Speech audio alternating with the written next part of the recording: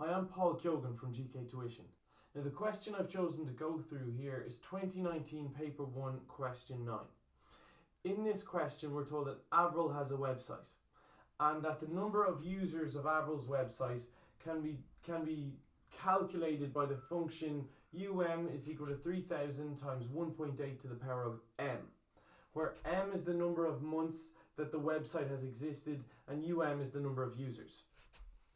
In the first part of the question, we're asked to calculate the number of users 8 months after the website is launched.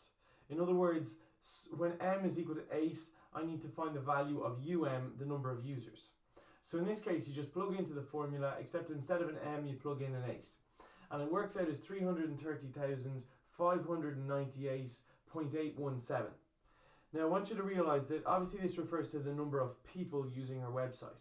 It doesn't make sense to leave it as a decimal, so you have to round it to a whole number. Now in the marking scheme here, they didn't indicate whether you needed to round down or up. So in this case, in the marking scheme, they actually accept whether you round it down or whether you round it up. So either of these answers is acceptable for full marks. Okay, we're told that in a particular month, the number of users was 31,493. We're asked to calculate how many users there was the following month. Now there's a number of different ways of doing this, but the easiest way, I want you to just think about, right, if I wanted to work out how many users there was in the first month, it would be 3000 times 1.8 to the power of 1. If I wanted to work out how many users there was in the second month, it would be 3000 times 1.8 to the power of 2. The third month, it would be 3000 times 1.8 to the power of 3. The next one would be to the power of 4, and so on and so forth. So every time, to go from one month to the next month, I just multiply by 1.8. If I know how many there is in the third month, I just multiply by 1.8 again, and this time it will be 1.8 to the power of 4. So if I know there was this many users in a specific month, if I just multiply that by 1.8, that will tell me how many users there was in the next month. And in this case, if I just multiply this out, I get 56687.4. But again, obviously it doesn't make sense to write it as 0.4. You have to round down to the nearest, that means that there was 56,687 users the next month. And they only accept that one. You can't round up in that case. It doesn't make sense to round up because it's 0.4. But I can always round down. So my answer here is 56,687. In the third part of this question, we're told that Avril, through advertising, earns €0.0012 per user. In a particular month, she has 600,000 users. So we have to figure out how much money she earns that month. In order to do that, I just multiply how much she earns from each user by the number of users, and the answer is €720 per month. In C part 2, we're told that in a particular month, Avril earns €1,285.47. And I know that each one of those for each user she earns €0.0012. The question asks me to figure out, based on the amount of money she made, how many users did she have? So that means you divide the 0.0012 into the amount of money she made, and I can calculate that she had 1,071,141.67 users.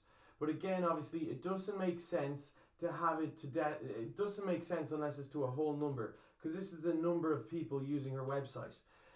In this case, obviously, based on the 0.67, you would round up to 42.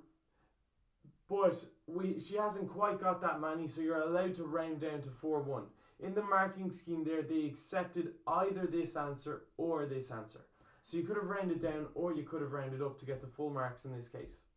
In C part 3, we're told that Avril is charged €80 per month to host the website.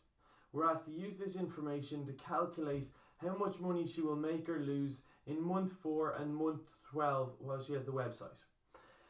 Now, you need to realise that in order to figure out how much money she makes from the website, we need to know how many users she had. So the first thing I did here was I used the formula that we were given at the start of the question. The number of users is 3000 times 1.8 to the power of whatever the month is, in this case 4. So that means that after 4 months, she had 31,492.8 users. Now that's not my answer, so I don't need to round it up or down. I can leave it as a 0.8. I know that for each user, she earns 0.0012 euro, which means that if I multiply the number of users by the amount she makes from each one, that will tell me how much money she makes in month 4, which means she would make 37 euro 79 cent from that many users. However, we now know that she's also charged 80 euro just to host the website. So the amount of money she takes in is 37.79. We have to subtract 80 euro from that. If you subtract 80 euro from that, you get minus 42.21. In other words, she makes a loss of 42 euro 21 in month 4.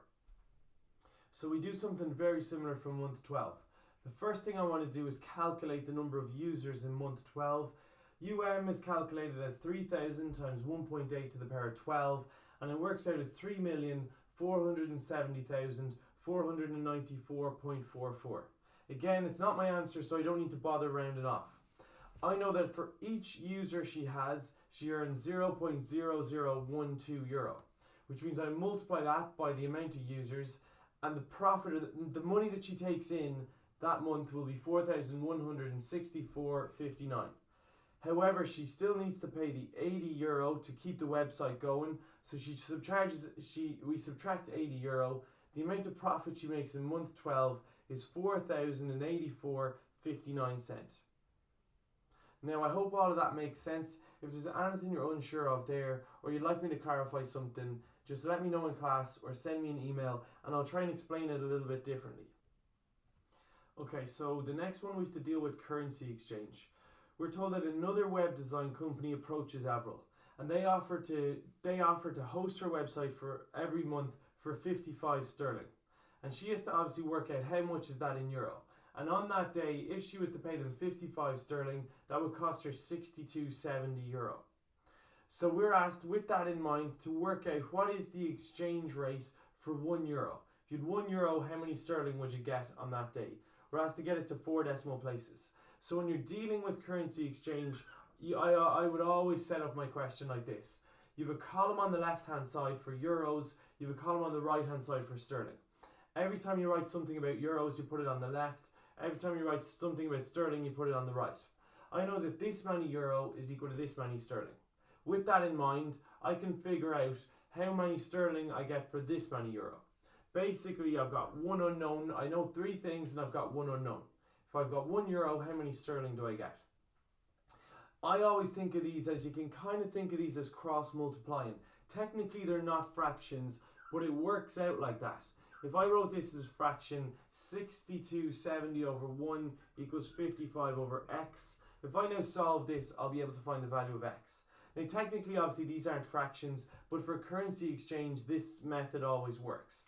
If you have 2 fractions and an equals in between them, here what I could do is I could cross multiply or multiply both sides by x. If I was to do that, I'd get 62.70 times x is equal to 55. And in order to get x on its own, I just divide both sides by 62.70. So x is 55 over 62.70. And if you plug that into your calculator to 4 decimal places, your answer is 0.8772. In other words, if I was to go into this bank with the same exchange rate, for 1 euro, I would get 0.8772 pounds sterling. So just be aware there, technically they're not fractions, but it always, if you set the question up like that, it always works if you just do a system, something like this. So I hope all of this video makes sense. If there's anything you'd like me to clarify there, you want me to explain differently, just let me know in class or send me an email and I'll try and go through it with you.